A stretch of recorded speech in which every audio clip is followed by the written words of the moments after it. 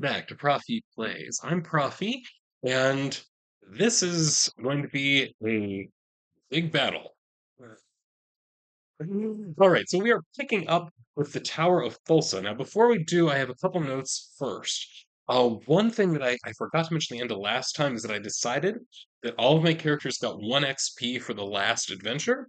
The reason for that is that the way that they generally recommend XP happening in DCC, that is Dungeon Crawl Classics, is that you do it based on having to use resources.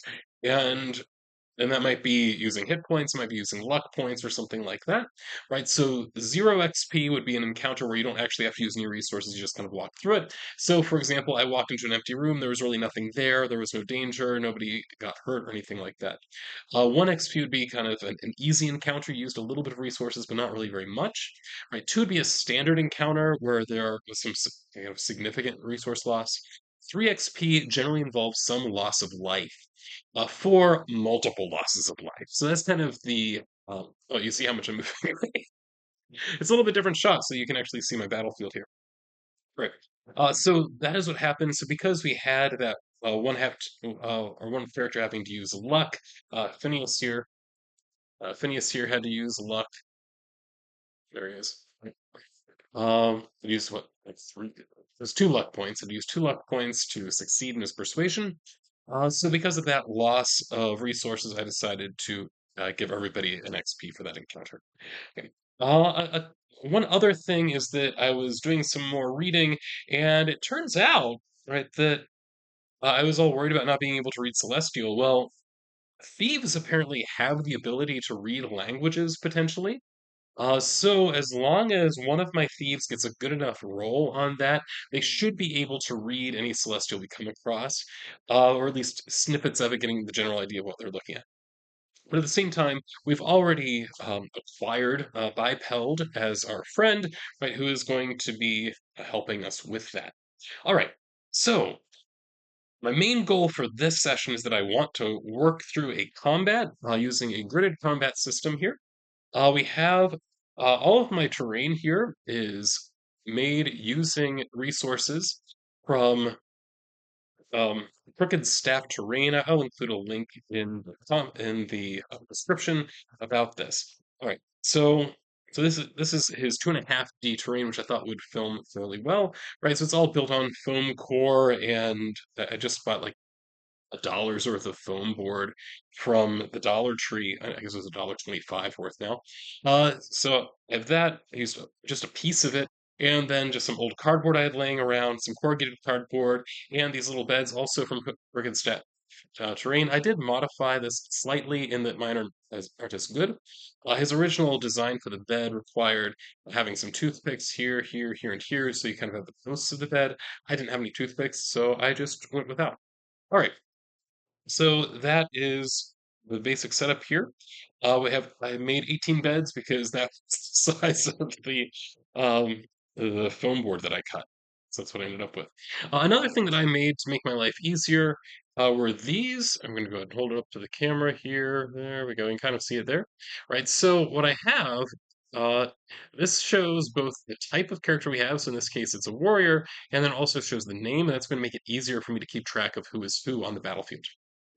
Right, so that is what we're dealing with here. All right, so first thing we need to do, I want to set up this battlefield. So we know that Phineas was the one that snuck here first, came up the stairs. So these are the stairs coming up. These are the stairs coming up from below. These are the stairs going up to the 4th level. This is the door we indicated that there was some door going into the other half um, of this floor. Right, so that's what we've got. Okay, so Phineas was here, but I want to find out where all of the other people are, right? So in order to do that, I need to know how many there are. So I'm going to go ahead and roll on my one-page solo engine here, just how many do we have? And it looks like I got a 4. 4 is about average. So I'm going to take that in this case to mean that we have 9 standard opponents. These are all going to be used as bandits. Right? So I have 9 of them, plus 1 bandit hero. So that adds up to a total of 11 hit dice worth of opponents here. All right. So I'm going to go ahead and open this up. Got all my character sheets, so those will be ready to go. And here we go. All right. So first thing I need to do, I know what I'm going to have, so I'm going to go ahead and pull out my. These numbers will indicate bandits. 1, 2, 3, 4, 5, 6, 7, 8, and 9. I'll do number 10, obviously, because there's only 9 of them. Right. And then I'm going to use one of my little painted guys as the bandit hero. All right, so to figure out where they are, I'm actually just going to roll a couple dice. So this is going to be, the dimensions of it is it's 8 by 16, so I can roll a d8 and a d16 to determine where everybody is. If they're in bed, I'm just going to indicate that that means they're napping. Okay, so 8 and 15, so 8 would be 1, 2, 3, 4, 5, 6, 7, 8. Oh, no, it's 9 by 18, isn't it? Okay, so I'm going to need to roll a d10 instead. Right, so 4, 15. Right, so 4, 1, 2, 3, 4, and 15. 1, 2, 3, 4, 5, 6, 7, 8, 9, 10, 11, 12, 13, 14, 15. So number 1 is in this bed, right there. All right. Next one is 6. The 19 needs to be rolled. 6, 1 for number 2. So if this is row 4, this will be row 6 and number 1. So number 2 is actually behind Phineas, so that's not good. Then we have uh, the 10 needs to be re-rolled. So 118, so that indicate this corner. So that's for number 3. So number 3 is also lying in bed. Oh, this is going to be good. Okay. Then 8 and 11. So 8 would be the next to last to the top. 1, 2, 3, 4, 5, 6, 7, 8, 9, 10, 11. So number 4 is also laying in bed. So these people are going to be getting up soon, I think. But for now, we're probably doing okay. 2, 3 for number 4. Oh no, number 4 is already in bed. Number 5 is going to be 2, 3. So is actually going to be like right here by Phineas. Oh goodness. Now I managed to sneak silently, so I guess 5 just was not paying attention. All right. Then we've got 8, 2 for number 6. That'd be up here in this corner. And now we've got 1, 8. See, I knew that I made lots of beds. I did not realize that a lot of people are asleep to start with. All right. 8, oh, 8, 17. Okay, so 17 would be like the next to last up here. 8, so up here, so it'd be that one. Yep. 9, 8 is also in bed. 9 is 3, 13. Oh, okay, it's actually gonna be awake. 9 is gonna be standing right here. And then our bandit hero is going to be at 8, 4. Okay, so 8, 1, 2, 3, 4. So it's kind of in this little area back here. All right, cool. So Phineas is our first one coming in. So first thing I want to do, I want to roll for initiative. So we'll roll. I'm just going to do side initiative. It's going to make this way easier. All right, so the top initiative in my group, I believe the highest initiative was a +2, if I recall correctly. I'm just going to say it's a +2 rather than try to flip through everybody. Like I'm flipping through, I'm seeing +1 is the highest I've seen so far. Oh, there's a +2. All right. So +2 for me, +4 for them because they have that hero. So +2, I got a 19. +4 for them, they got 21. All right, so they get to move first. Now, here's the thing. They don't actually know anything's happening, right? So I don't know what really makes. Actually, no. I'm going to rule this. It doesn't make sense for them to go first. We are surprising them because Phineas snuck there, right? So yeah, we're going to go first. Okay. All right. So how I'm going to handle this? I have a bunch of d20s laying here, so I'm going to give a d20 to each of my characters, and that will help me keep track of who has and has not gone yet. Right. So I'll just set a d20 right next to them. There it is. All right. I learned that trick from watching Trevor Duvall on Me, Myself, and Die play Five Parsecs Remote. It's a good game. I did actually put that on a birthday list or something like that. And I got an Amazon gift card from my aunt and uncle for my birthday. So I'm like, hey, I'm gonna buy that. So I did. And it's a fun game. I enjoy that one. All right. So I'm going to figure out what order we're going to do things in. The first thing I think makes perfect sense is for us to try to do some backstabbing. So Phineas is going to come first naturally because he's already up there. Okay, so Phineas has a speed of 30. Right. Backstabbing is a +0 though. Right. So he's going to try to do some backstabbing on this bandit. So bandit number 5. Oh, I'm going to. I did not bring something to write with. That was poor planning on my part. I'm going to pause. I'll be right.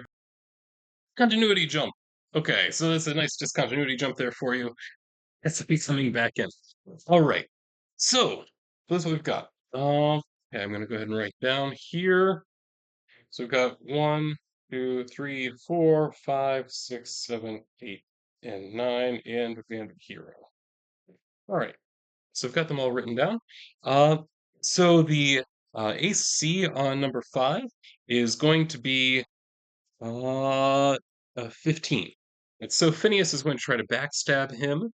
All right, that's a +0, unfortunately.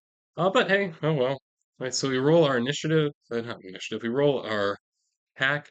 He does have a knife, which makes perfect sense that you would backstab with a knife. So he's going to do that. And roll a 7. 7 even with the +1 or whatever what is it? Oh, it's actually a +0, right? So yeah, 7 is definitely gonna be a fail, and he doesn't have enough luck to try to spend on that. So, all right.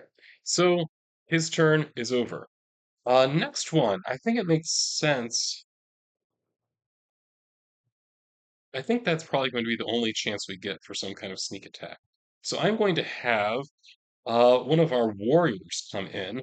And so let's say, doesn't particularly matter which one, just whichever one is first in my pile here. I'm going to save the clerics for last in case we need to do some laying on of hands at the end of the. All right, that's a wizard. And there's another wizard, another thief. Ah, here we go. Vord. Vord is a warrior. Vord, formerly a wizard's apprentice. So Vord comes in. He has a movement of 30, so I think he is going to come in, and he's okay, so now, can I think of some kind of I think he's going to try to do a pushback, right? So he wants to kind of clear the way, right? So pushback. So the way that this works, right? He's going to roll his typical action die, but then also the way that warriors work, warriors get an attack die. So in his case, it's a D3. Right, so I roll this. Now, if you roll 3 or higher on this, after you declare some kind of what they call a mighty deed of valor or something like that, right? So it's mighty deed of combat in effect. It can get some special effects potentially. Right? So, but for it to get those special effects, it first has to hit, and secondly, your attack die, or it has to come up as a 3 or higher. In this case, it's just a D3, so I need to roll a 5 or a 6 on this for it to hit. All right, so let's go ahead and check. So he is rolling at a, oh yeah, a plus D3. Okay. All right, so he's got total of 4. All right, so he's at the top of the steps. He definitely has this guy's attention, but there's no benefit to what he's trying to do at the moment. All right, next one then would be Uther. Uther would be our other warrior. Uther, formerly an urchin. He's also going to come in and he's going to try to attack number 5. Right, so the problem is that we're all going to be like running into each other, right? So he's going to come around this way. Now, because he's not, if you leave combat, that does invoke, they don't use the term attack of opportunity, but it invokes an attack of opportunity if you're leaving melee combat. So he's just moving around within it. I think that that is perfectly allowed, right? So he's going to move, so he moved 1, 2, 3, 4, 5. So he's going to kind of circle around number 5. Ooh, except that would have left number two. So he's going to stay here. And again, attack number five. Okay, the same kind of thing. In this case, he doesn't want to push him back. I think maybe he's going to try a disarming move. Right. Okay, and it's not going to work because he got a total of five. So it's going to miss, and also it got a one on the attack die. All right, cool. So this is going swimmingly well for our PCs at this point. All right. Next up, I need to decide who I want to have go next. I do have another thief. And then also my halfling I can bring in. Let's bring Marv. Marv is our thief. Marv is my other thief. So I find his character sheet. Here's Marv. Perfect. So Marv comes in. I'm just going to do a basic attack here. He's not really going to be able to sneak because the people are obviously already too aware of what's going on, right? So he has a club with him. So he's going to come in one, two, three, four, and going to swing it at number five. He gets a plus zero on this. He rolls an 18. We have our first hit, which means I need to decide how many hit points does number five have. It has five hit points. Right, so I'm just going to jot that down. Five. All right. So this does hit. Let's find out how much damage it does. I roll a d4 for that. I have a bunch of d4 here, so I'm going to roll that one. And it does 4 points of damage. Awesome. Right. So number five is actually in bad shape at this point. Okay. Next then, I'm going to have. Do I have another thief? No, I don't. Right. So I'm down to wizards, clerics, and my halfling. I'm going to send the halfling in. Okay. All right, so the halfling goes in. Okay, now he only has a movement of 20, so he can only move four spots effectively. One, two, three. There we go. So, what was his name? Vilbo. Vilbo. That's right. Vilbo. Vilbo the Wanderer is our halfling, and he gets to roll at a. He's the weakest halfling ever, but he has a club. So let's see what he can do. He gets six. So yeah, that is not going to do anything, and it's not worth spending his luck points on it. He has quite a bit of luck, which is good for a halfling. Plus halflings have a special relationship with luck, but that would just take way too much there. All right, so Vilbo is done. Next up, let's do wizards, maybe? No, no. Let's do the clerics. So we can at least get like a couple of them surrounding number five as well. Right. So here comes Weston, who I happen to grab first. The Weston comes in here. Okay, I'm using my clerics as effectively warriors at this point. Right. So Weston moves in. Is going to take a swing with his hand axe because he was, after all, formerly a woodcutter, and definitely misses. Like, not a fumble. Not a fumble. Definitely a miss. All right. Next, then, we have our other. Let's do Igor. Igor comes in, stands at the top of the steps here. This is all looking very, very bad so far. All right. And critical hit. All right. So that's a 20, minus one is 19, so it definitely hits, and it is a critical hit. The critical hit table, okay, so the critical hit die was a D8, modified by luck, which there is no modifier on that for Igor. But I need to look at critical hit table number three. Let's see what a two is on it. All right, so critical hit table number three. Okay, it's on page 84, and a two on that. Attack sweeps foe off their feet. Next round, the enemy is prone. Awesome. All right, so number five is prone now. Although as he fell, he took the board down with him. Okay, now that's good because that means he's going to have to spend an attack to just stand back up. That's the way that works. So he may be able to stand up and move, but he cannot stand up and attack in that same round. All right, cool. So well done. Also, we need to roll for damage. That was from Weston, correct? No, it's from Igor. Igor's damage is a D4, D4 minus 1. And that comes to, it would be a 0, but you always do 1. Okay, so he knocks the guy down and stabs him in the chest. Number 5 is dead. Okay. All right. So at this point, number 5 is out of there. So, I mean, I may have to make morale checks for people, although a lot of these people are asleep. So I think number 2 is the only one that's seeing this. I'm going to go ahead and do a morale check for number 2. Number 2 fails the morale check and would therefore want to try to run away. I'm going to say we're blocking his way so he can't, right? So we're holding people in combat here. All right. So number 5 is down. Who else do we have? Up next cleric would be Helmut. Helmut comes in and has a move of 1, 2, 30. A move in here. It's a very crowded space. And it'll take some time for it to start making more sense, I think. All right, so let's go ahead and roll for his attack. Is at a +0, and again, number 2. Oh, how many hit points does number 2 have? Number 2 has just 2 hit points. Okay. And that is a miss, definitely. All right, so that's fine. Now I need the wizard. So I think that I might want the wizards to do some of their magic of some kind.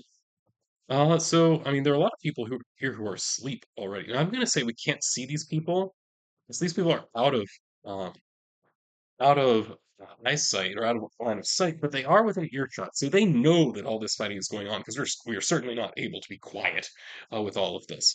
Jolly is going to come in. I'm going to say, okay, and he's going to need to make some kind of attack. But I want him to do a spell because I think that would be awesome. All right, so he comes in. 1, 2, 3, 4, 5, 6. So is number 9 within range of color spray? So color spray is on page 135. I believe the color spray is a type of attack, if I remember correctly. Color spray, the summoner caster summons forth a spray of brilliant colors that blind and dazzle the target. So it's a blinding attack. Okay, so let's see if we can do that on number 9. It's a range of 40. 1, 2, 3, 4, 5, 6, 7. Yep, so they are barely within range. So let's go ahead and cast this. This is our first time casting a spell, which is kind of cool. This is at a +1, and that would be a total of 4. So lost failure. So he just lost that spell. I'm just going to mark that as an X. All right. So he tries to cast the spell, and nothing happens. It just totally fails, and there is no obvious negative side effect. So he is chanting words and making hand motions. And number 9 looks at him like, "You're a crazy person. What are you doing?" And that's about it. All right. Next, then, we do have one more character coming in. That is William. Right. So he comes in 1, 2, 3. 4. He's going to be here, and he's also going to try a spell. So what can William do? William has probably his best attack spell here. That would be Sleep. Right, and now William is a much better caster. All right, so Sleep then, this is on page 155. This naturally would put people asleep. Now, there are people already asleep here, although I assume that they are stirring, most likely. So this lulls the target into a deep sound sleep. That's a range of 60, so he's definitely within range. And then let's go ahead and check this. All right, so is that a +4? +4 gives us a 9. That is fail. Right, so William is done with that. You have a great party. Okay, so X that one off. That means in terms of attack spells. Oh, and actually, I should have rolled that a lower die. So I should have instead of rolling a d20, I should have been rolling that at a d. I believe it's 14. Um, which really would have just meant I had to re-roll anything above a 14, which that wasn't a problem. So there we have it. All right. So that is it for all of my characters. So now let's go ahead and hand out dice to the others. So we have two, six, bandit hero, and then we have all the sleepers. So, so I'm going to have some time because they're going to have to spend some time getting up and deciding to move. Now, I will also need to decide with them because bandits can have one of two weapons. That is, they could have a scimitar or they could have javelins. And it's going to be very relevant to me which one we are dealing with. All right. In terms of order within them, let's just deal with number two first, because number two is already under attack. So number two we know has 2 hit points. Do they have a javelin or do they have a scimitar? I'm just going to roll d6. If it's 1 through 3, it's a scimitar. It's a 5, so they have a javelin. So they have a missile weapon. They're certainly in very close range here. So they can throw that javelin and hope to hit one of these people that they're next to. The javelin does have a fairly good bonus for them when they attack with it. So let's go ahead and see who are they going to attack. It's going to be Uther, Marv, or Helmut. Well, they could try to throw past them, but that doesn't really make much sense. Um, I'm going to say Marv. It's kind of. Oh wait, actually, let's roll. Nope, never mind. They decided Uther. They picked Uther. Uther should be harder to hit. But oh well. All right, so Uther here, being one of our warriors. Oh wait, never mind. His AC is awful. It's 9. All right. So Uther's probably going to be taking a hit, and Uther is also a fairly weak warrior at that. All right, so let's go ahead and roll for this one. All right, so number two is going to roll. This at a +3. It's an 11. That's enough. Right. And when he hits Uther, it's a d6 of damage. No, there's no adding on to this one. It's 5. That's enough. Right, so Uther is out. He just hit 0 hit points. So we do have a potential PC death here. So Uther falls on his face and is down. I'll have to check him after the battle is over to see if he's actually dead. All right. Next then, well, at the very least I can set his character sheet aside. Let's deal with the waking people. Uh, I think it makes sense, given what we're observing here. I think the bandit hero is probably going to go next. He can see this wizard, so he's probably going to go for him. Although it depends. Does he have a javelin, or does he have? Does he have a javelin? 1, 2, 3. He does. Nope. He has a scimitar. So, I want to mark here javelin, but it's thrown. Right. So he's going to have to use his move to recover that next time. Okay. Although you don't know, it's in Uther. So never mind. He is unarmed right now. Unless he picks up Uther's weapon, which is very possible. All right. Meanwhile, the bandit hero we said has a scimitar, which means then he is going to have to attack in melee. So he has a movement of 20. 1, 2, 3. Yeah, so he can get there within 20. Not a problem. I treat diagonal as if it's also a move of 5. These are 5-foot squares. So basically, if you have movement of 20, it means you can move 4 squares. Movement of 30, which is more common, movement of 6 squares. All right, so he comes up to William and is going to attack William. William, in the meantime, has. That's question. William, formerly a woodcutter, has the armor class of 10 and 3 hit points. Probably going to lose him here soon. All right. So what do we got? This is rolling at a +4. That's a 23, which is good, pretty good. And it's going to do a 1d8 +2 damage. That means it is a sure thing William is out. Yeah, yeah. So he just took 7 points of damage. He only had 3 hit points to start with. So William is down. This is quite bad.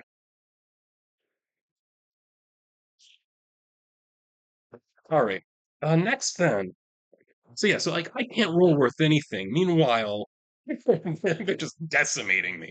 All right. Number six knows that there's something going on. So he comes around. One, two, three, four, five, six. Oh wait, no, he can only do four. Right, so he comes here and he can kind of see there's stuff happening over here. So does he have a javelin? One, two, three, he has javelin. He does have a javelin. And how many hit points does he have? Oh, it doesn't matter, but I may as well write it down. He has two. So number six has two hit points. Okay. And he has a javelin. He may try to throw this thing. I mean, it makes perfect sense that he would. And let's go ahead and try to take out Jolly while we're at it. I'll just make yeah, yeah, that's like a 30-foot distance. It's not going to be hard to do that. Right. So okay, he's gonna go ahead and roll then. This is at a +3. 16. 16 is certainly going to hit Jolly. Uh, Jolly has a DC of 10. Right, so let's see if he actually takes him out. So there's a D6 of damage. It probably won't take him out. Nope, just did 2 points of damage. So we've got Jolly has 3 points now.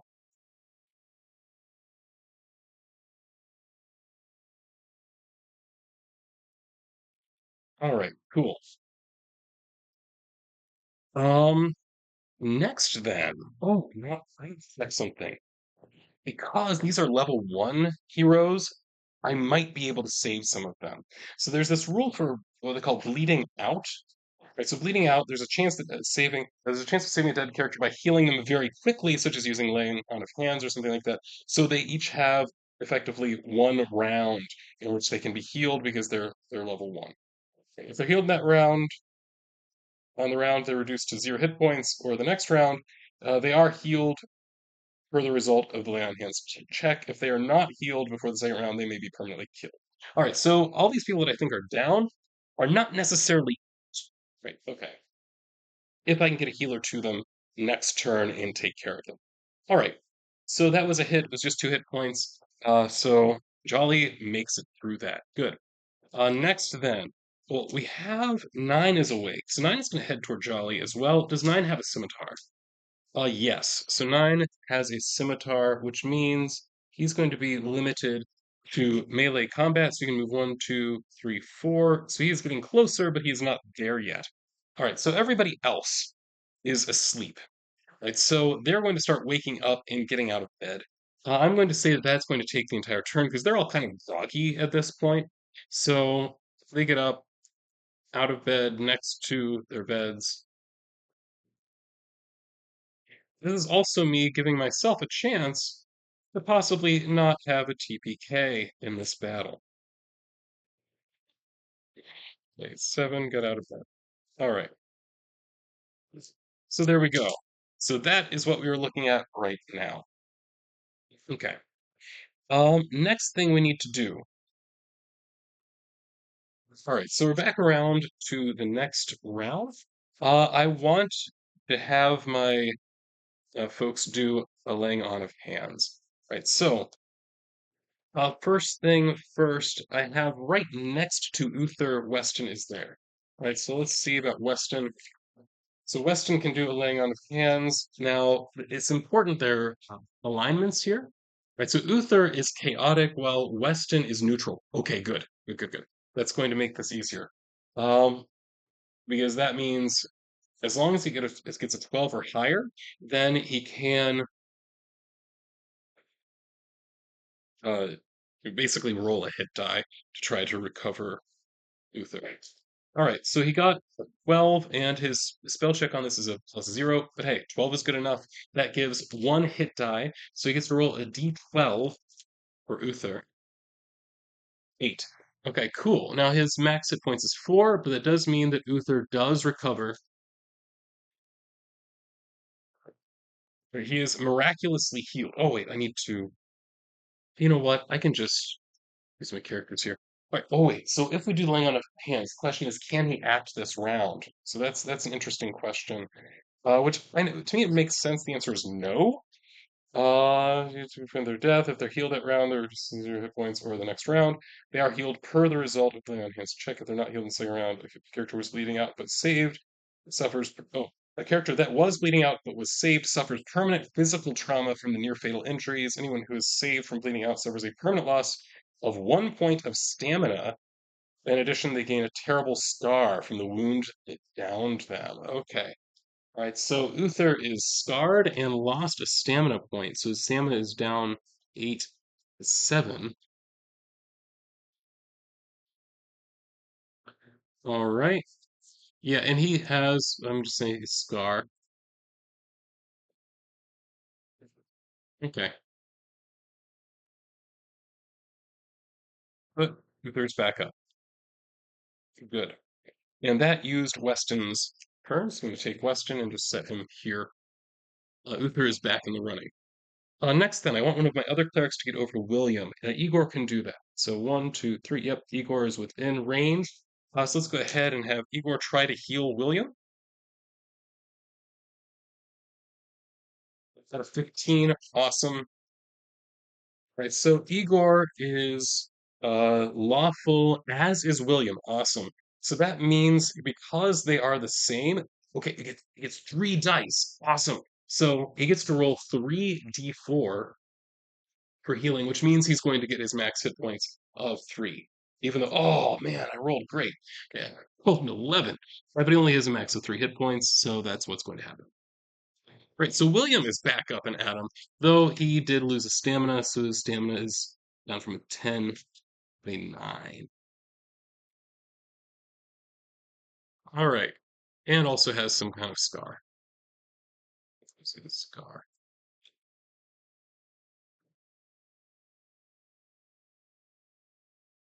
All right, cool.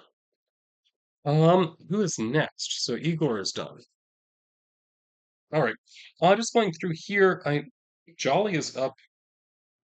He lost color spray, but he does still have sleep. So he's going to try casting sleep on number 9, because 9 is coming up here pretty quick. You got a 14 plus 1, so that's a 15. So sleep 155. Let's see what a 15 does. So that's one thing about this game. You are going to be checking books all the time because this is not something where they tried to streamline the spells. They tried to make them interesting, right? So if you like looking up stuff in books, this is a game for you. Okay, up to 2 targets within range must save or fall asleep for 1d6 turns. All right, so a range of 60. Okay. Targets can be awakened through normal means. When casting the spell, the caster must specify an interrupt condition with which automatically awakens the target, for example, being kissed by a prince, smelling the fragrance of a rose, or hearing a clock strike midnight. The caster must possess material components related to the interrupt condition. Right, so what is it that Jolly has on him in terms of material components? Chalk. All right, so let's just say that he says, oh no, he has silk clothes. Yeah, I like that. So the touch of silk will wake them. Now they get a will check. Okay, and their wills are at 0. So this is against 17. Oh, what was it? 16. 16, I believe it was. So fail. They fail. Right, so they're both asleep now for first one for 6 rounds. So 9 fell asleep here, 6 rounds, and 7 fell asleep for 3 rounds. Now, if they're touched with silk, then they will automatically wake up. Oh, well done, Jolly. Oh, I forgot to roll for the manifestation. So how does this look? Okay, so each spellcaster has their own manifestation for this. So swan's wings, which rise from the earth to enfold the target. So we see swan's wings come up out of the ground. So mark it. This is manifestation number 2. Swan wings come up and envelop these two and put them to sleep. That's that. Cool. Next then, right? So that would be Jolly. Let's deal with this combat that's happening here with number 2. So Uther's already moved, but Marv has not. Right. So Marv is just going to do a simple attack roll here. Marv is not great at attack, right? But he does have a club. And have a crit. Awesome. So critical die here is a 10. Wow. On critical table number 2. All right, so we're going to roll that as well as the d4 for damage. Okay, so it's 2 points of damage against number 2, which actually would kill them. Um,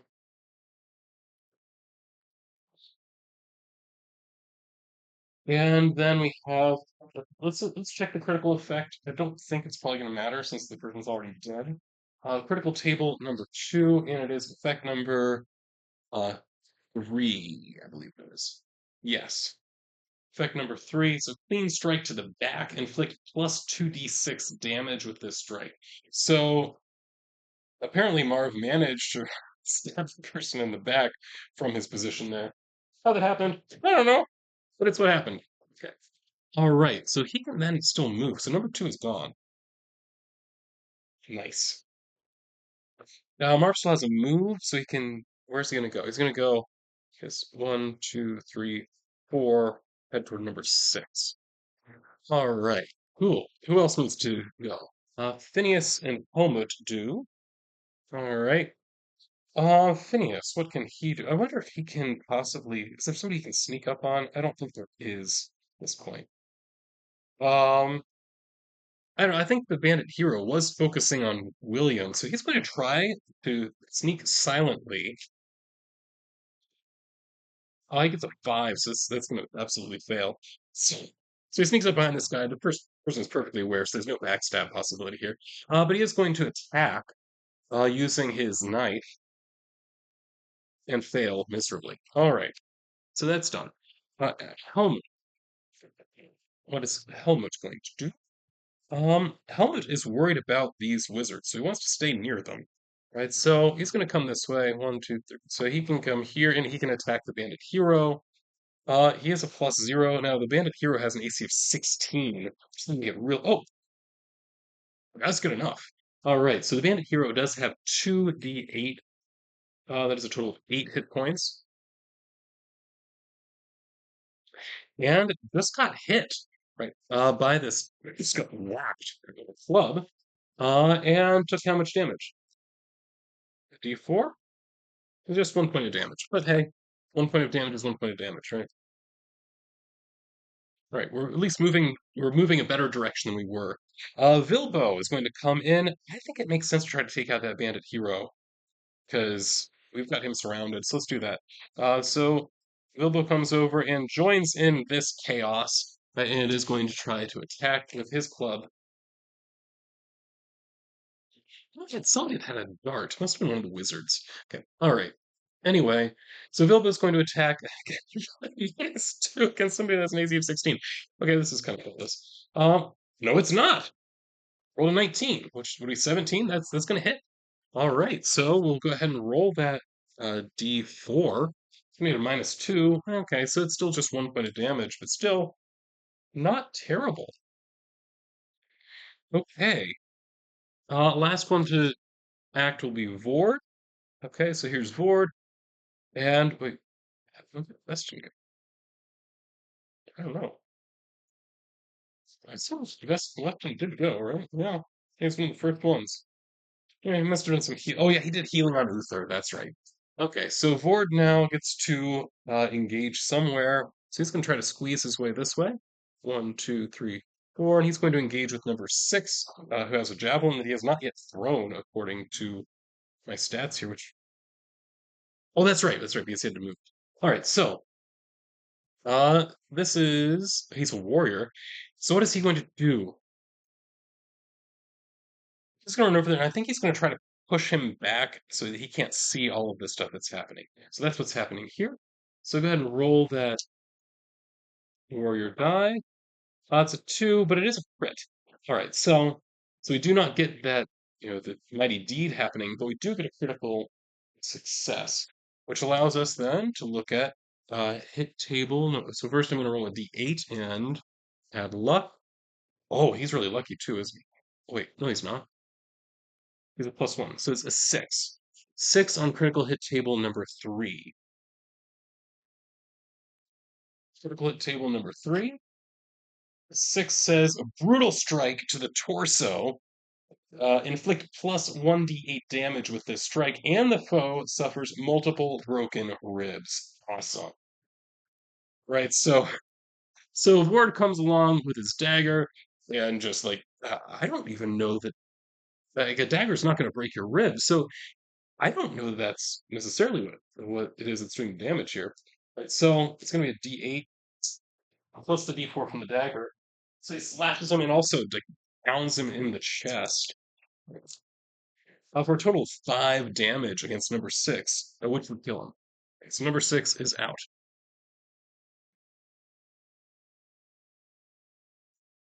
All right, we're getting there. We're getting there. This is not as bad as it looked a few minutes ago. All right. These combats do take a long time, though, don't they? All right, 8, 7, 3. And when you have this many characters, it's going to take a long time. 1, 2, 3, 4, 5, 6, 7. So we've got 7 uh, of the enemies remaining. These two are just on their way to waking up. So 5, 2.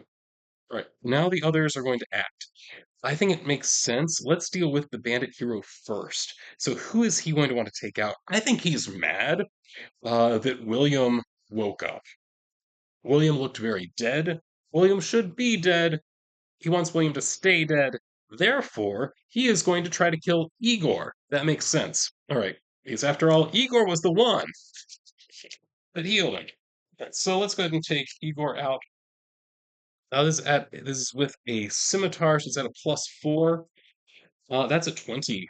An unnatural 20, so it's the no critical we have to worry about here. Right, so that is going to be a D8 +2 damage to Igor, and that is 10 points of damage. Yeah, Igor is down.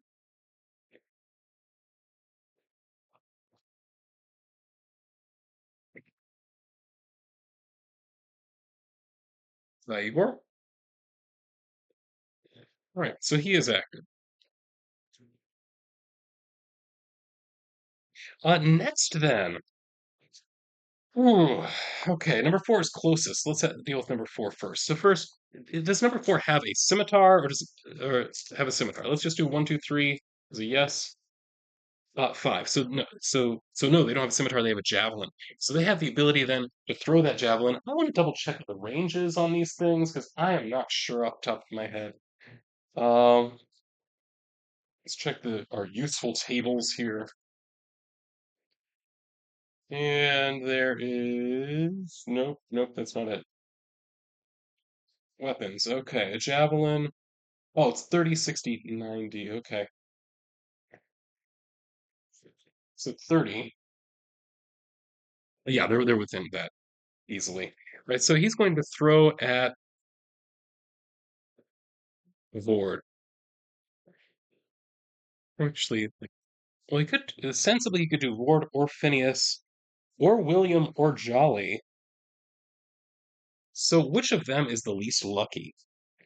Because this guy he just woke up. He doesn't have much idea what's happening. Luck is 12 for Vord. Phineas I know is real bad. Phineas is like a 3. Yeah, so he's gonna throw at Phineas. Yes, this javelin gets thrown at Phineas from number 4, and it's 6 plus 3 is a 9. What is Phineas's AC? It could be that low. It's possible. It is not. His AC is 12. Okay, cool.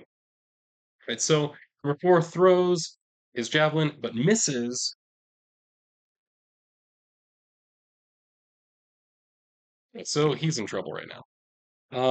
Next then, number 8. Does 8 have a scimitar? 1, 2, 3 is a yes. No. So 8 also has a javelin. So he's going to move a little bit closer, and he's also going to try to throw at Phineas.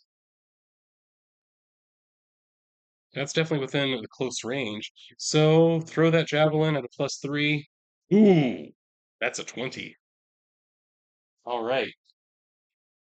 Well,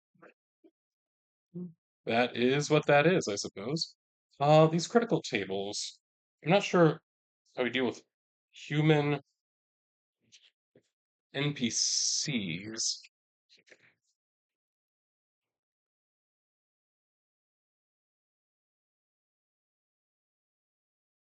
I'm thinking that bandits are kind of like thieves. Someone, although, do we end up with critical hits from monsters? I think the answer is yes. Although I think that there's a separate critical hit table for monsters, isn't there? Yes, there is, Professor. Critical hit, critical hit, critical hit for monsters. There we are. This is not a dragon or giant or devil or demon or undead. I think it's just a general critical table then. Right, so we're going to roll. Um, what does it roll? Okay. Oh, the PC's luck modifier acts as okay. The monster's hit dice determines its crit die. Okay, so this is just oh, it's a humanoid with weapon. That makes sense. Oh, so it doesn't roll on the monster table. Okay, okay. We're good. We're good. So this is one hit die. So it's table three with a d6. Okay, so we'll roll the d6. So table three, it's number one. Modified then by Phineas's luck score, which is not good. Phineas in trouble. All right, how's Phineas gonna do? Okay, so that's up to a three. All right, so look at table three and at number three on that. Table number three. There we go. Number three, foe steps into attack, inflict plus 1d8 damage with this strike. All right, so this javelin gets thrown. The javelin would normally do 1d6 anyway, right? We also get a 1d8 thrown here at Phineas. So d6 and a d8, add them together. As Phineas, I think in the middle of this fight, is kind of trying to dodge around and stuff, and moves toward the javelin that now is going to do 4 hit points of damage to poor Phineas, which he can actually take. Right? So he has 10 hit points. So four. Oh, wait. It's six remaining. Cool. All right, number one. What kind of weapon does number one have? One, two, three is a scimitar. The three. So number one has a scimitar, so he has to move into melee range. So he's just going to move one, two, three, four. He is here right now. What kind of weapon does number three have? Again, one, two, three is a scimitar, and it's three, so it's a scimitar. One, two, three. So number one has a scimitar. Number three has a scimitar. All right, cool. I think I determined what type of weapon. Oh, wait, number eight we know has a javelin. We don't know what kind of weapon number seven has on them. All right. Oh, but that javelin's thrown. All right, so it's going to be over here near Phineas somewhere. Okay. All right, so that wraps up the enemy round. So now we're back to my round.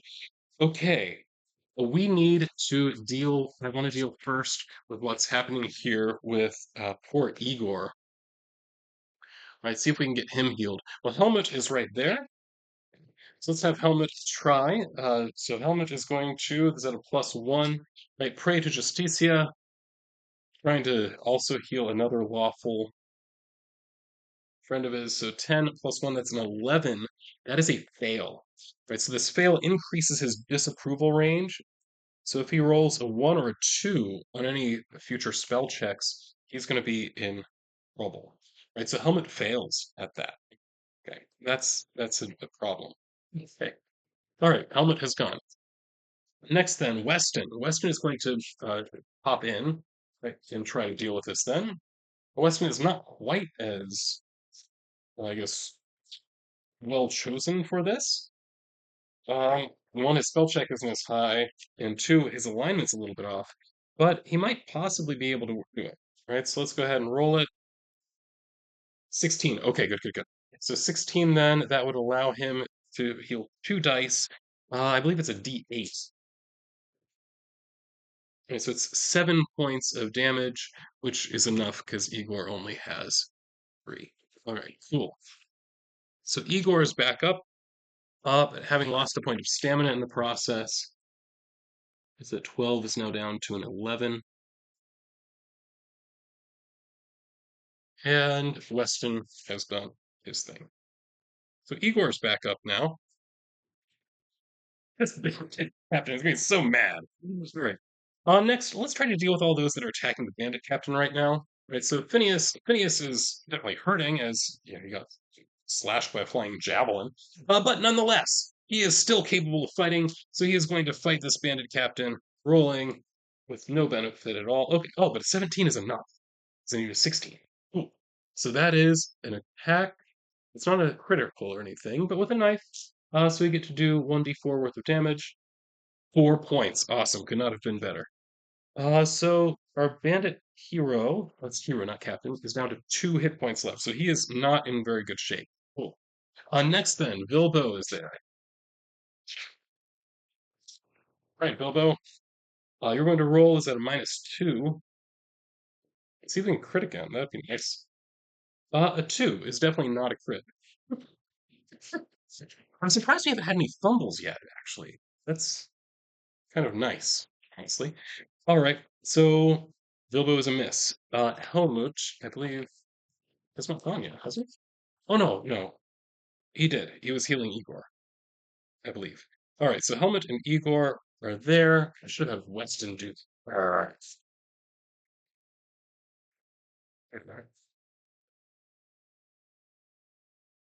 For now, let's just have William do his thing. Okay. So William, at this point, used sleep. He doesn't really have any other good attack spells, so he's just going to try to whack that bandit captain with his axe.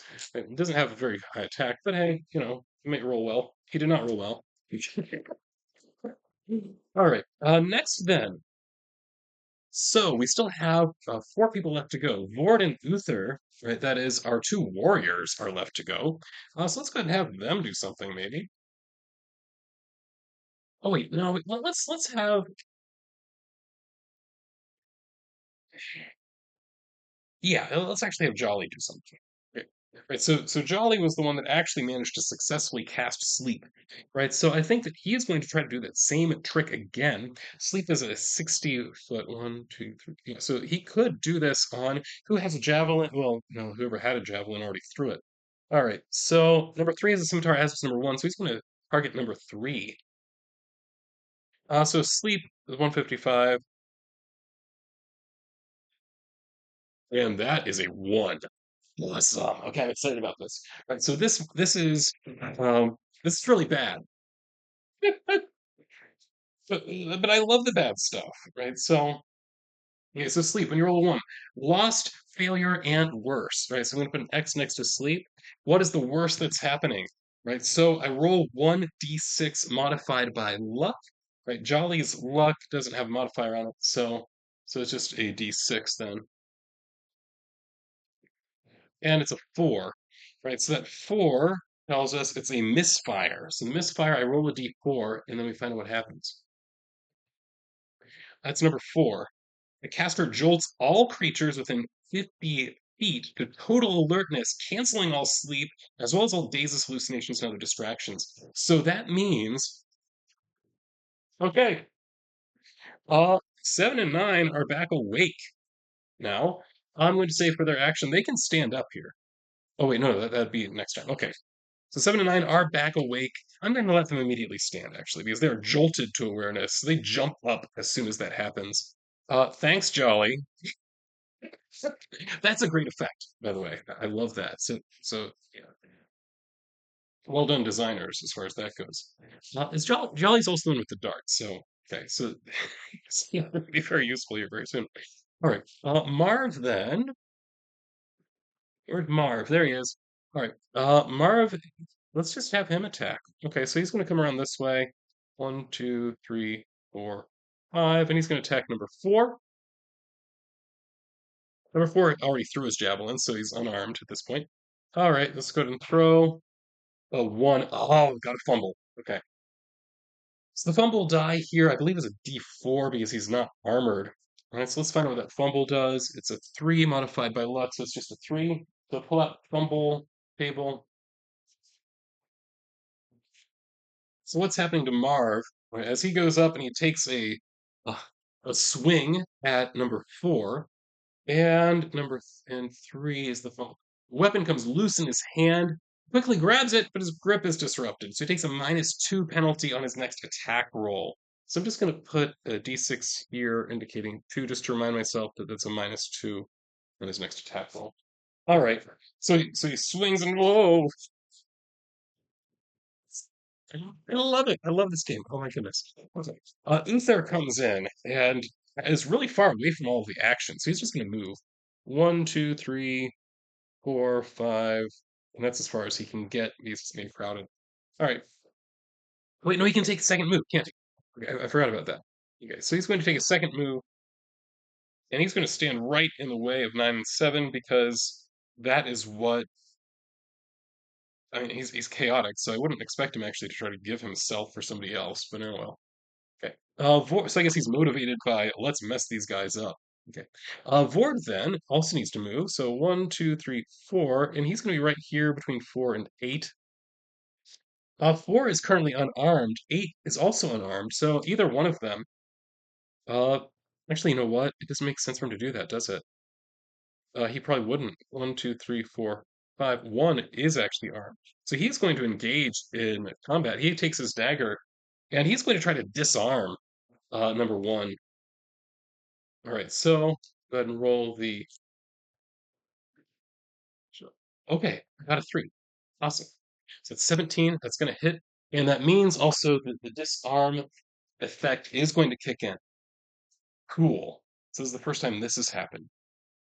So these mighty deeds. Okay, mighty deed of arms. That's what they're called. Okay, so this is a disarm attack. I got a 3. So a humanoid creature with a weapon drops its weapon. So number 1 scimitar falls onto the bed next to him. There's a 50% chance the weapon is knocked out of reach. Oh, okay. So let's roll that. Um, I didn't actually decide what it'd be. So 1, 2, 3 is out of reach. 2, it is out of reach. So it gets knocked. So it's like where would it get knocked? It's knocked behind him, right? Fair enough. He's gonna have to move to go get it. If the weapon is out of reach, so I'm just gonna put a D4 here to indicate where that scimitar is. If the weapon's out of reach, the creature must move to retrieve it and cannot simultaneously attack on its next round. If the weapon is within reach, the creature can use its next action to recover the weapon and still attack. Okay, so that's that. Right. So we get that in addition to damage. So the damage is going to be a D3 plus 2 plus the the stick damage as well, which is a D4. Okay, so oh no, this is not a stick. This is Vord. Vord. Okay, Vord is over here. So the dagger plus the D3. Okay. So the dagger does 2 and the D3 does 1 more. So that's 3 points of damage against number 1. Oh, we haven't decided how much. Hit 8 hit points. So down to 5 now. Okay. Woo! And that does it for that round. This is real long, isn't it? Okay, well, let's keep going, I guess. Right. Let's go ahead and have our enemies then. They get their turn. Noting.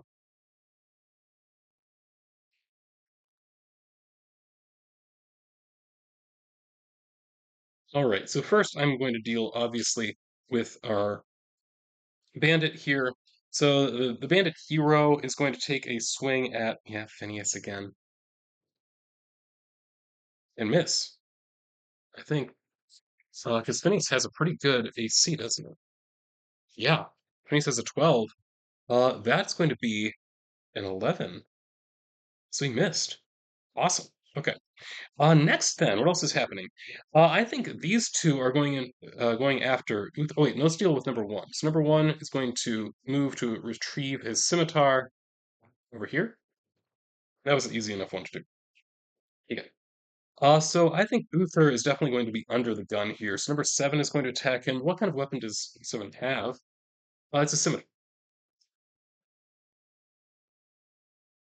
Okay.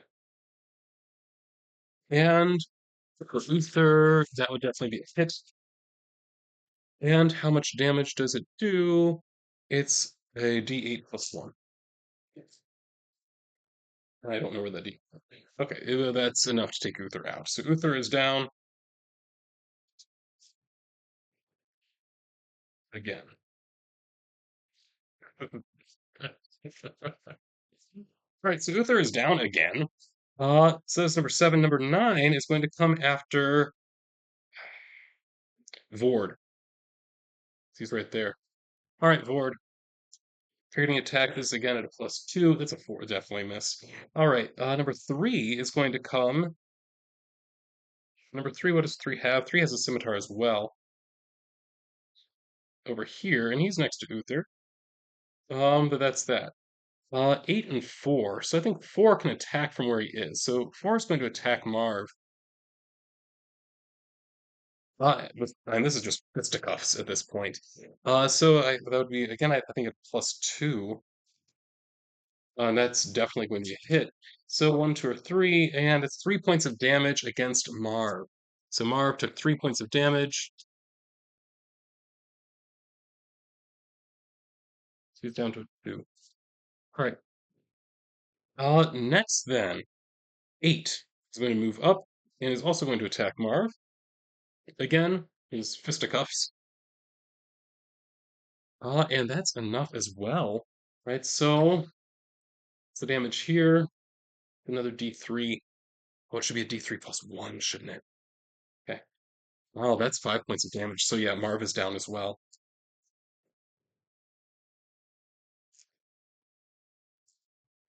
All right. Sorry, Marv.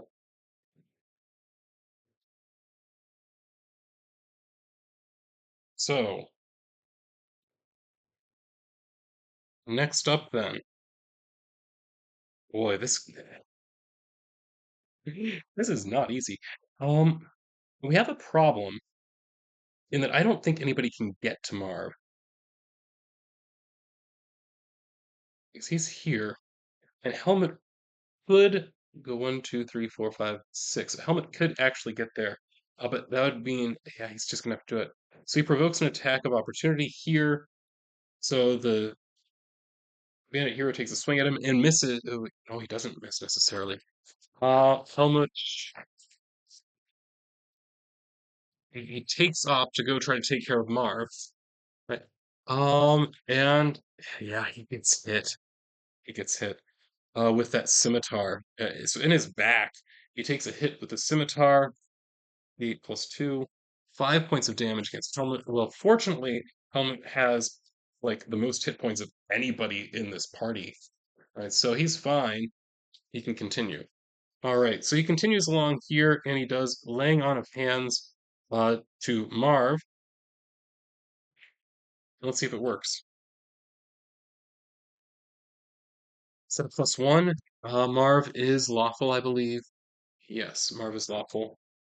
Oh, thank goodness it worked. Okay, so Marv then gets 3 dice. Thief dice are, I believe, a 6. So he gets 3d6 that he gets to roll. He can do a total of 6. Okay, so he gets all 5 of his hit points back. Marv is back up. Cool. Right, the Marv is back up. Helmet has acted. I also need to deal with Uther. For Uther, it's important which of our these. Remember, Uther's weird. Weston is the one that should go. Okay, well, Weston can get around there pretty easily. So 1, 2, 3. So he gets over here. Weston tries to cast that spell for laying on of hands and fails. So that is not good for Uther. Can Igor get over there? Potentially. So Igor is going to try to leave combat. He's going to take that potential hit. Yeah, he's going to get hit almost certainly. Yeah, Igor gets hit. Another 1d8 plus 2 for 10 points. Yeah, Igor's out.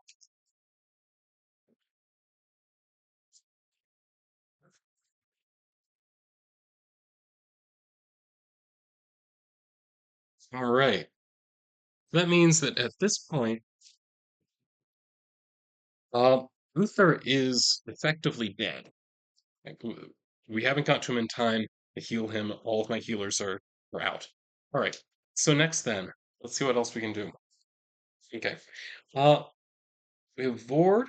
Vord is still active, so Vord can go ahead and attack a number 9, who happens to be right behind him. All right, so let's go ahead and do that. With the D3. Oh, I should try to like disarm him or something. Well, it came up as a 1 anyway. So it's total of 7. That's not going to hit. All right. This is not a good place to be. Jolly is going to, perhaps stupidly, join in with the bandit hero, right, and fumble his attack, right, which is not going to be too bad, I hope. His luck isn't great. Let's go ahead and roll this. It's fumble 3. Okay. Fumble table on 3. I know that I rolled that one before, didn't I? But there's so many tables, you can't possibly memorize them all. So, fumble number three. A weapon comes loose, -2 penalty on your next roll. Okay. So, so this is Jolly. Oh, he goes. Oh, he's throwing a dart. So he throws the dart, and it comes loose in his hand. So he can attack, but now he's just kind of shaken up.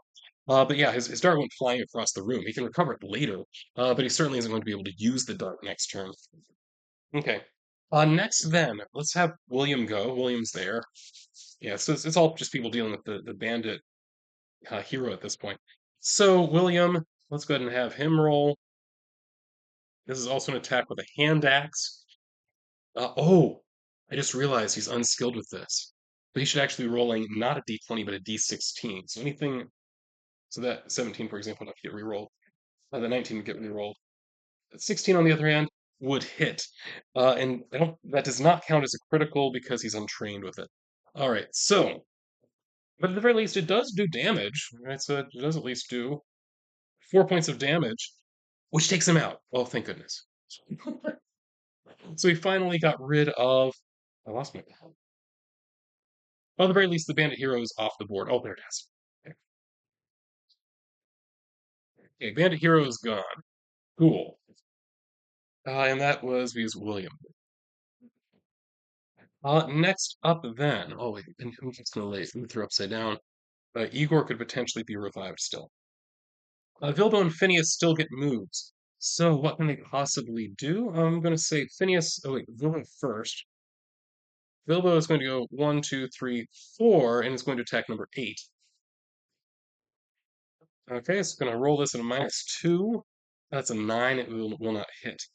Phineas then can move 1, 2, 3, 4, and is going to attack number 9. 17. That's a hit. And with a knife, that'd be a d4. That's a 2. So it's just 2 points of damage then on number 9. Number 9, we don't know how many hit points they have. It was 6. So down to 4 now. Right. Well, this is looking very bad for us at the moment. Although we did take out the bandit hero, so the others should be relatively easier, we can hope. Right, so number 4, number 8, number 1, number 9, number 3, and number 7 are all here. All right, so let's have 4 and 8 both attack Marv first. So I'm going to flip over to Marv's character sheet because he's going to be in the crosshair.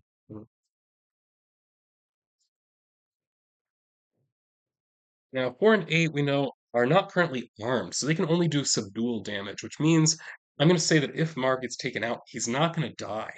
Okay, so here we go. 4 hits a d3, doing just 1 point of damage. Okay, so Marv will be okay with that. So Marv gets punched by number 4, and then by number 8. Number 8 would be, this would be a +1. Yeah, misses. Okay, number 8 misses. Cool. Number 1 is going to run up to Vord and attack him, and definitely hit with a d8 +1 for 8 points of damage on Vord.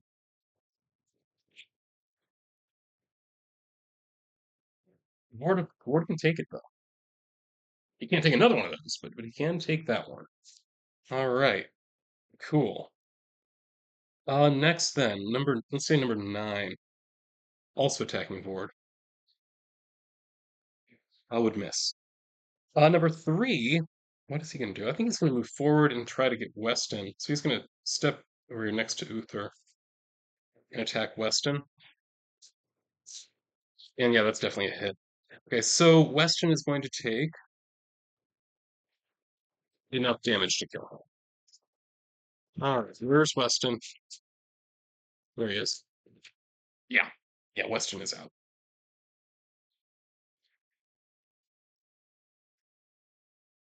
Now this is very bad because this means at the moment We only have one healer on the board, and he's pretty far away from the other two healers that he's going to have to try to heal.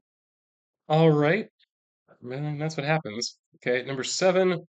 Who's he going to go? I think he's going to come over this way and also attack Vord. Number 7 does still have a scimitar, but he misses with it. Okay, good. So now we have Uther is like dead.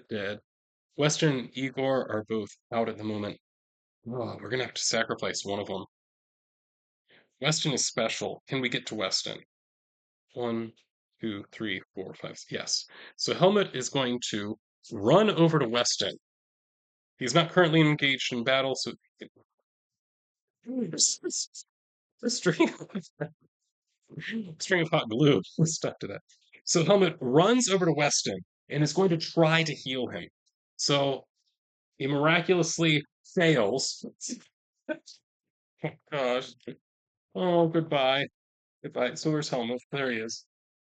So Helmut's disapproval range is now up to 3. And that means Weston is dead, as is Igor. Neither of them really have a chance at this point. Oh, our remaining characters are going to do what? Well, I have Vord on up here first. Vord is going to try to take out number 1, I think. Well, number 9 has fewer hit points, so he's going to see that number 9 isn't quite as strong, and he's going to attack him instead, and is going to try to disarm him. I'm going to say, but it's going to fail utterly. The disarming would have worked if he would have hit. He failed, so that's that. Marv then is going to attack number 8. Get an 18. That's good. That's good. Uh, Oh, wait, except this is something he's not trained with, so he has to reroll. Okay, and he fails. Okay. Phineas then is within range of 9, so let's go ahead and have him attack with his knife there. 11 is not enough. Bilbo is within range of either 8 or 9. Let's do, we see, well, we don't know. How many hit points does 8 have? 8 looks relatively weak, actually. So he's going to attack 8. Bilbo attacks 8 and fumbles. Oh, gosh. All right. Now, and if I were getting close, I would at least have people spend luck, but I'm not even rolling close. That's all right. So I guess we can roll this. Villu does not have any armor on, so it's a D4. But he does get to subtract 2 from it, right? So it's a 0 then. So fumble, a 0. You miss wildly, but miraculously cause no other damage. Excellent. That's about as well as that could have gone. This is not a good round. So William, then, our wizard friend, is looking at who he wants to try to join in on an attack on. I mean, he's having to like stumble over people's bodies to get to number 7. Okay. And then attack number 7, who has 3 hit points. So attacking him with a hand axe, again, this is going to be a D16. 15 it will hit. It will barely hit, but it will hit. All right, so that is enough to do how much damage? I lost the die. Okay. 1 point of damage. Yeah, and that's better than Jolly is going to go and try to join his wizard friend, I think. Although, gosh, everything's so crowded. Okay, so he's going to come over here. 1, 2, 3, 4. No, Helmet did not die. Okay, 3. Here against Jolly. Wait, sorry. Jolly is rolling against number 3, and that's a 14, which will not hit. Okay. Well, that was a dart, so he threw it. So it's already thrown, so now he just has his fist to work with. Gosh. This is going on really long. I think I'm going to have to pause this. I will be back in a minute, but I have to go upstairs for a minute. All right. And there's a lot of time passed for me, very little for you, so there's the discontinuity. All right. Oh, boy, if I can just take out one more of them. And I kind of forget whose turn it was. All right. Well, this 2 is no longer relevant because Igor's out. All right. I mean, I feel like I want to keep going because if I can take out just one more of them, if I okay, number 8 I know is weak. All right, but I think I forget whose turn it was. I'm gonna say that it's my turn.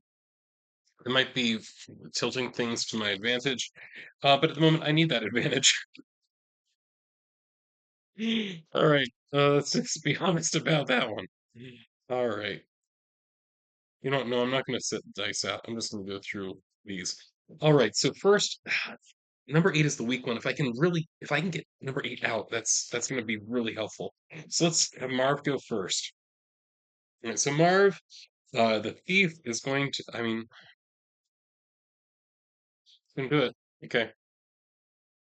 Rolling a d16 because he's using a club, which he's untrained on. Okay, that's a 12. That's a miss. All right. Vilbo. Vilbo. Okay, Vilbo is using a club as well, but Vilbo is trained on that. Rolling a d20, but at a -2. And that's a fumble. Fumble modified by luck. So it's 2 minus 1, 2 minus 2. Okay, so it's a wild miss, but otherwise okay. Jolly. Jolly here is in between 9, 3, and 7. And Jolly already threw his darts, so Jolly's just fighting unarmed at this point. Right, now, I don't remember whether unarmed attacks count as trained or not. Um, it's so bad anyway. Okay, so 96. All right. 96, unarmed combat. It just says it inflicts subdual damage. All right. Well, I'm going to treat it as if it is trained. I don't know if that's correct or not. It's a miss either way, so it doesn't really matter. All right. William is what is he in a position to do? I don't see him. Oh, he's right here. So he's next to number 7, so he has to attack number 7 because he doesn't really have a good way to move around him at this point. So yeah, using this axe, it's a D16. It's a miss. All right. Phineas. Phineas is here, rolling against number next to yeah, Thepia. All right, using that knife that he is trained in. Come on, against number 9. It's also a miss. And Vord. Vord here using a mighty deed of valor. What is he going to try to do? He's going. Number 9 is.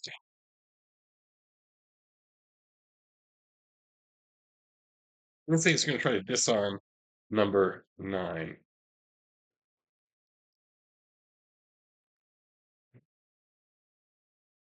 He gets 10 plus 2. That's a 12, which is not enough. Okay, and then Helmut. I'm wondering whether I want Helmut to use one of his abilities here, because he has this paralysis ability, which might do something. So 264. The problem is I don't know what the range is on it.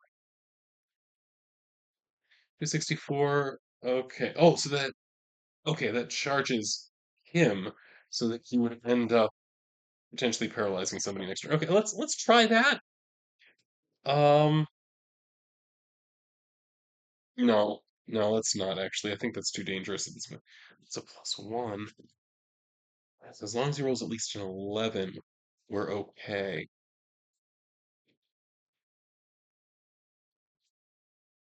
Oh, let's do it. Okay. Helmut is going to try to cast paralysis on himself. He rolls an 11. Oh, thank goodness. Okay. Which means then uh, he has to make a normal attack next round. If it succeeds, he causes damage, and also the enemy has to make a will save or be paralyzed. So I'm just going to go ahead and put a 1 next to Helmut.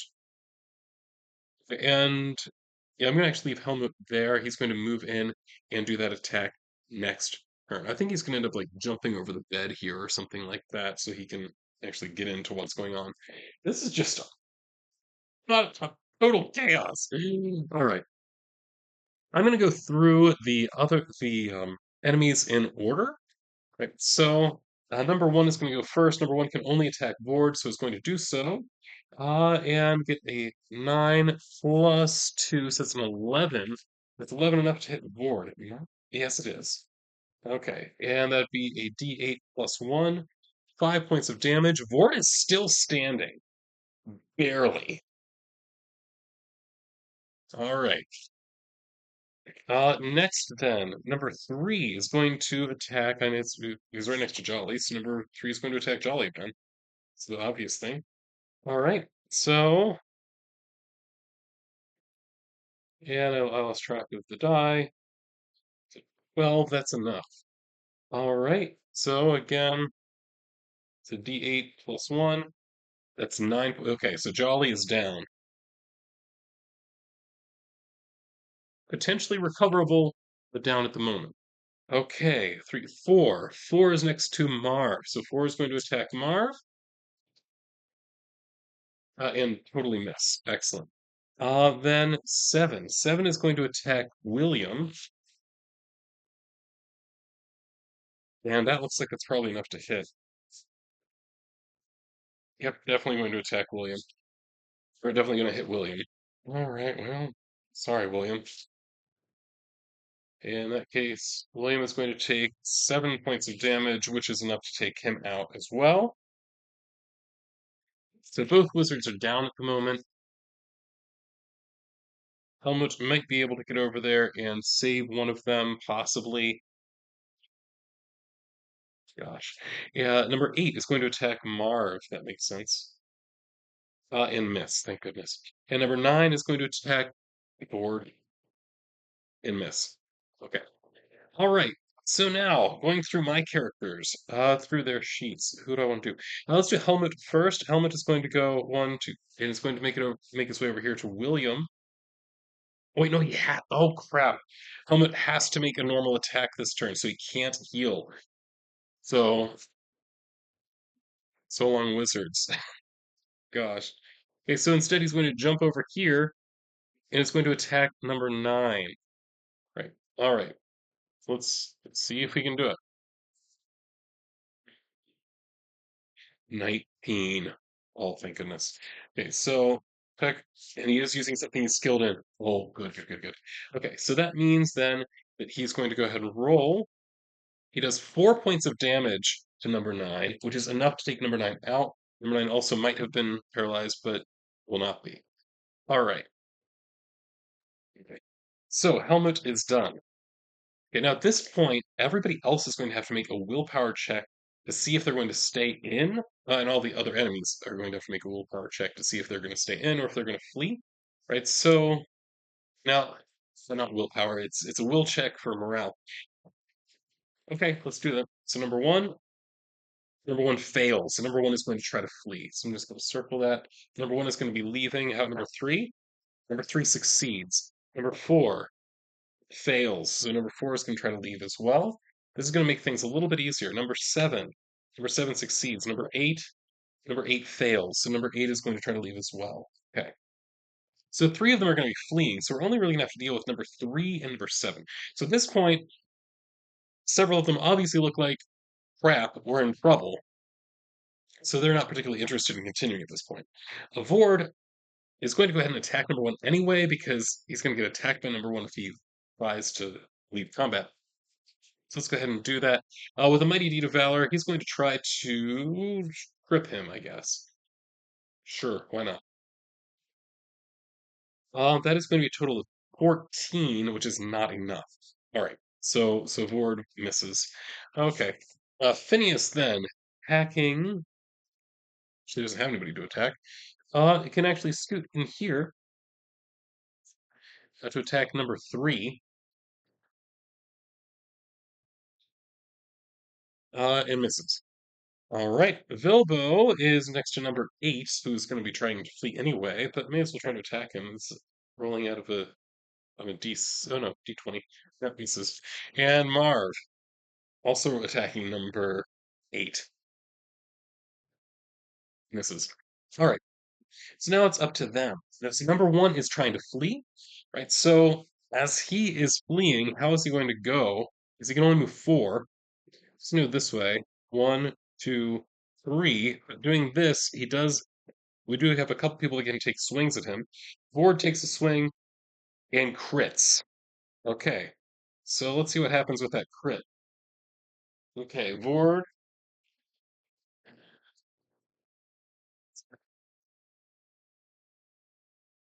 So this critical die. Oh, it's a 12. Oh, that's awesome.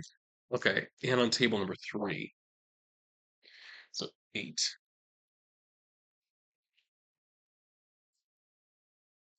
8 modified by luck, which actually makes it a 9.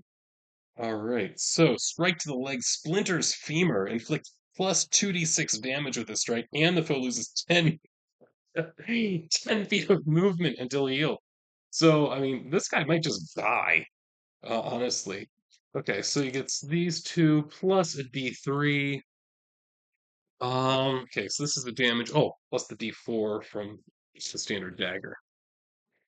Add these all together. That's 4, 5, plus 6. So that's 11 points of damage. Yeah. Yeah. So, number one, as he's trying to leave, it's slaughtered. Right. So, one is dead. Right. Number three. Number three, it's still in the fight. So, number three is going to attack who? Phineas.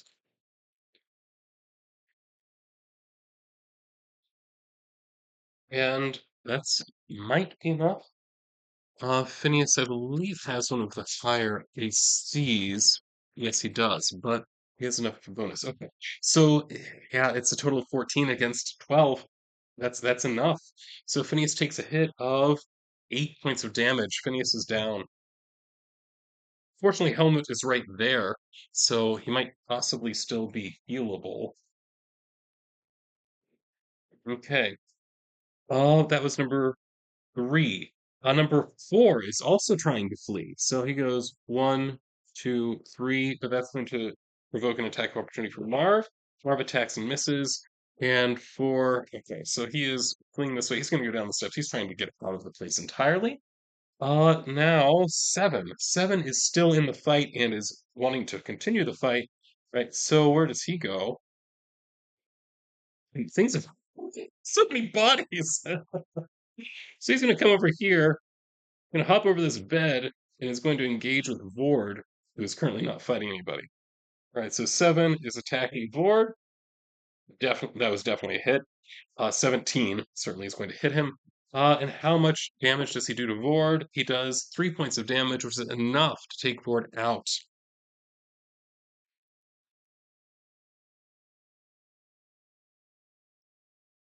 So things are looking real, real bad. All right. Oh, goodness. Okay. Number 7. Number 8 is also just going to try to leave. Right. So he's fleeing 1, 2, 3, and it'll be 4 here. But let's see that attack from Marv. Does it hit? It does not. Okay. So we just have 2 of them still in the fight while we have just 3 people still in the fight. Oh, I guess it was a well balanced battle. Oh, this is terrible. All right. Well, Helmet's first thing he needs to do, he needs to heal somebody, and he's gonna have to try Phineas. Because Phineas is the one that's right here. All right. And so let's see. 15. Awesome. 15, and that makes it a 16. So because Phineas is neutral, that is going to give him 2 dice. Because he's a thief, that's the d6, so he gets 2 dice. Oh, awesome. So he gets all 10 of his hit points back. Excellent. And although he does lose a point of stamina in the process, but his stamina was awesome anyway. Right, so his stamina is now 14. But that means Phineas is back at it. Okay, Vord, meanwhile, is dead. All right, Helmut used his abilities. Okay. Marv then, and we gotta take somebody out here. Okay. So I'm going to use um okay, I hear one of my boys calling me. I'm gonna have to pause. So I'll be back. Oh, okay. Marv has to do something. What I think Marv is gonna do. Marv is going to hop up. That's somebody talking to me. Oh, lots of interruptions for my recording here. Well, of course, when it's an hour and a half, it's going to happen. All right. So what Marv is going to do, there is a bonus you can get if you're on the high ground. So Marv is actually going to hop on top of this bed and attack 7 from there. That gives a +1 on this attack roll. It's still not great. It's just a total of +1, and he's rolling a d16. So, but on the other hand, that was it doesn't count. 13, then we get 14. Oh, I just need one more. Okay, so actually, let's go ahead and Vilbo is going to use one of his luck points because he can be our lucky halfling. All right, Vilbo is our lucky halfling. He made that so that it did actually hit, which means then we're rolling a d4 for damage against number 7. 7 only has 2 points of. Oh, it's a 1. Vilbo is going to use another point of luck. All right. All right. And then that will actually kill number 7. Number 7 is out. Vilbo is the last one that gets to act. And is going to come over here to number 3, I guess. And is going to attack this club. And is going to roll terribly. All right. At this point, number 3 is the only one still in the battle. So who's number 3 going to try to target? As he's kind of surrounded at this point by several people. Phineas is the least lucky, so I think he's the one that's going to get hit. Right, so roll. Yep, that's enough to hit Phineas. So Phineas takes this hit of 7. It'd be 8 points of damage then to Phineas, which actually he can take. Interesting. So Phineas is okay at that point. Number 4 is down the steps. So he's gone. Number 8 is on the edge of going down the steps. So the two of them are fleeing. All right, back to my people. All right, so we have here. I think what we're gonna do. I'm just gonna one by one through them. So Phineas is going to go ahead and try to attack. We need to remember a total of 15 here. That's definitely not going to get there anytime soon. Vilbo is going to go ahead and attack and got a 15. 15 minus 2. Crap. But we can spend the luck point. I'm getting into having to spend these luck points because that will up it to 15. And 15 is enough to do damage. Right? So roll that 1d4. It's 4 points of damage minus 2, so it's down to 2 points of damage against number 3. Number 3, we don't know how many hit points they had. 4 points. So we've got 2 points of damage against that. So they're down to 2. Okay, cool. And next up, Marv. Marv is over here on the bed. He's going to jump over here. 1, 2, 3. So now he can get involved with this combat as well. And Marv is going to do a simple attack. It's on a d16 and miss. And then Helmut is going to attack as well. 14. Okay, help me out, Vilbo. All these that are barely missing, I'm going to go ahead and spend the luck on. I've decided to bring this to an end. So that's going to be a hit. And it was a hit from Helmut, who has a club, so it's a d4 damage. 2 points of damage. That is enough to take number 3. At which point, number 8 runs down the stairs. Well, we have a big mess here, right? But it's been so long. So what I think I'm going to do now, the only thing I'm going to do on the camera is figure out which of those who could potentially have died have actually died, and which ones aren't as dead as they seem. So we're going to turn over the bodies one by one. So we're going to go over to Uther. Uther makes his luck roll and fails miserably. Uther is very dead. Okay. All right. Next, then, we check Weston. Where's Weston? Okay, so goodbye, Uther. It was nice knowing you. Weston also turn him over 7. He is also very dead. All right, so goodbye, Weston, as well. All right. Next, then, Igor. Is Igor actually dead? Igor is actually alive. Okay, cool. But he did lose something. He lost a point of stamina. So stamina is down from 11 down to 10. All right, but he's still alive. Next, then, we have William. William, we're going to turn William over. Is William actually dead? As long as dead one. Absolutely. William is very dead. All right. And how about Jolly? Jolly is also dead. Means we don't have any wizards anymore. And then finally, the last one would be Vord. Is Vord still alive? Vord is dead. All right. So all of these people are now dead. Those that remain are going to get 4 XP each because this was a rough, rough battle.